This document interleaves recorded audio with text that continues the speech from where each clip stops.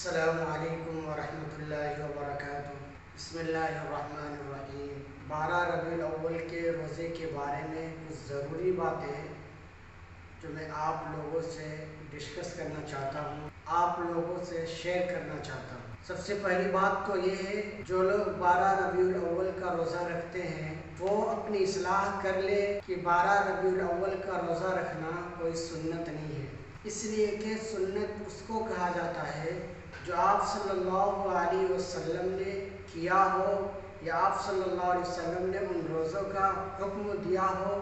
اور صحابہ کرام رضوان اللہ تعالیٰ علیہ اجمعین اس روزوں کو رکھے ہو، اور یہی مسنون روزہ یعنی سنت روزہ ہے۔ جیسے کہ آپ صلی اللہ علیہ وسلم 10 محرم الحرام کو روزہ رکھا کرتے تھے، اور آپ حضور صلی اللہ علیہ وسلم چاند کی تاریخ 13، 14، 15 یا 3 تاریخوں میں روزہ رکھا کرتے تھے،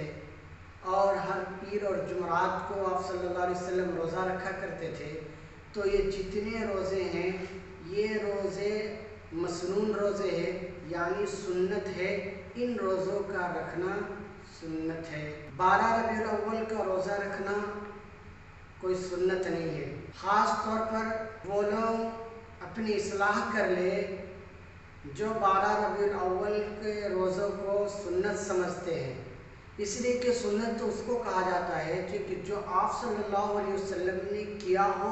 یا پھر اس کو کرنے کو حکم دیا ہو، اور صحابہ کرام رضوان اللہ تعالیٰ علیہ اجمعین اس کو کرتے ہو۔ جیسے آپ صلی اللہ علیہ وسلم ہر پیر اور جمعرات کو روزہ رکھا کرتے تھے، تو صحابہ کرام رضی اللہ تعالیٰ اجمعین نے عرض کیا، یا رسول اللہ آپ ہر پیر اور جمعرات کو روزہ کیوں رکھتے ہیں؟ تو آپ صلی اللہ علیہ وسلم نے اس کو جواب دیے اور فرمایا کہ میں پیر کے دن اس لیے روزہ رکھتا ہوں، یعنی سوموار کو، کہ میں آج کے دن اس دنیا میں پیدا ہوا ہوں اور آج کے دن میرے اوپر پہلی وحی نازل ہوئی ہے، اس وجہ سے میں روزہ رکھتا ہوں۔ اور رہی بات جمعرات، تو میں جمعرات کو اس لیے روزہ رکھتا ہوں کہ آج کے دن میرے اعمال اللہ کے سامنے پیش کیے جاتے ہیں،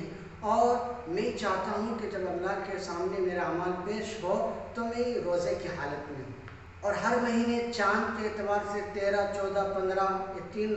3 دنوں میں آپ صلی اللہ علیہ وسلم روزہ رکھا کرتے تھے، اور صحابہ کرام رضوان اللہ تعالیٰ علیہ اجمعین بھی ان دنوں میں روزہ رکھا کرتے تھے۔ تو یہ ساری چیزیں جتنے بھی سنت روزے ہیں وہ حدیث سے ثابت ہے کہ جس کو صحابہ کرام نے کیا، اور صحابہ کرام کے بعد تابعین، تابعین نے اس پر کیا، لیکن 12 ربیع الاول کے لیے کوئی خاص نماز نہیں ہے۔ تو 12 ربیع الاول کے روزہ کو سنت سمجھ کر کے نہ رکھا جائے۔ ہاں، اگر آپ نفلی روزہ سمجھ کر کے رکھنا چاہتے ہو تو آپ رکھ سکتے ہو،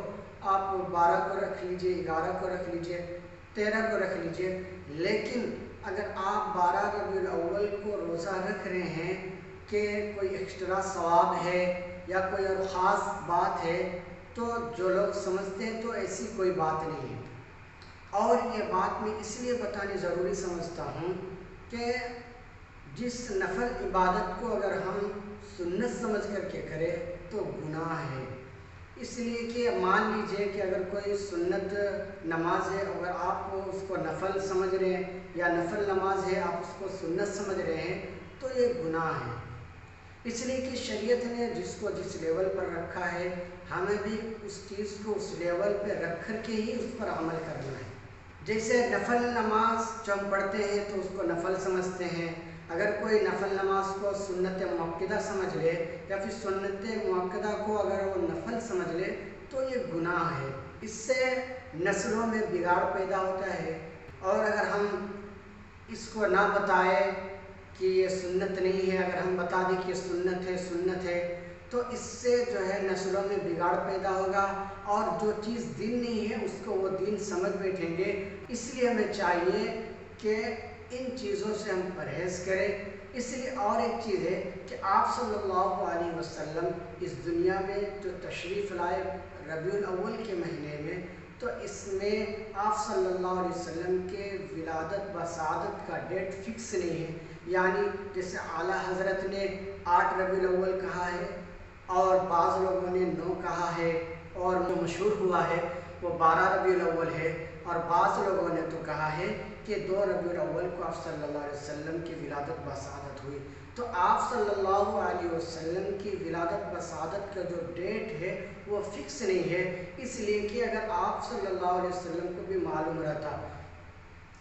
تو آپ صلی اللہ علیہ وسلم ہمیں ضرور بتاتے۔ جس طرح آپ صلی اللہ علیہ وسلم پیر کے دن جو روزہ رکھتے تھے، تو اس میں آپ صلی اللہ علیہ وسلم جو پیر کے دن جو روزہ رکھا کرتے تھے تو وہ بتاتے ہیں کہ میں آج کے دن پیدا ہوا ہوں۔ تو اسی طرح اگر آپ صلی اللہ علیہ وسلم کے پیدائش کا ڈیٹ اگر فکس ہوتا تو آپ صلی اللہ علیہ وسلم ضرور بتلاتے۔ دعا کرے کہ اللہ تبارک و تعالی ہم سب کو صحیح بات کہنے اور اس پر سمجھنے کی توفیق مرحمت فرمائے۔ تو پھر ملتے ہیں اگلے ویڈیو میں۔ اس ویڈیو کو جتنا ہو سکے شیئر کریں، اور اگر آپ ہمارے چینل پر نئے آئے ہیں تو آپ ہمارے چینل کو سبسکرائب کر کے بیل آئیکن کو پریس کر دینا۔ پھر ملتے ہیں اگلے ویڈیو میں۔ السلام علیکم ورحمۃ اللہ وبرکاتہ۔